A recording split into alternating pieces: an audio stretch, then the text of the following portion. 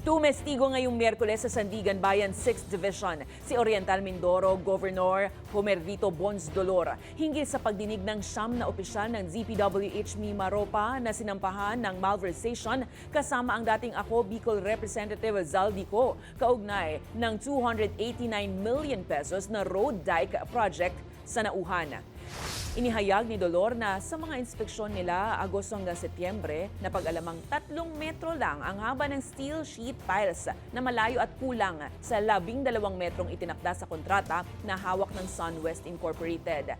Samantala inamin din ni Dolor na masakit para sa kanya ang pagtetestigo dahil may mga kaibigan siyang kasama sa mga akusado. Nauna nang umamin ng not guilty ang mga opisyal ng DPWH Mimaropa sa mga kasong malversation at graft. Si Zaldico at ilang iba pa kabilang ang mga kinatawan ng SunWest na nananatiling at large. Pinakamasakit sa akin is to testify na alaman mong kaibigan mo yung nandun. Pero sabi ko nga sa inyo, your loyalty to your friend ends when your care for your country begins. Masakit, pero yun ang kailangan natin gawin.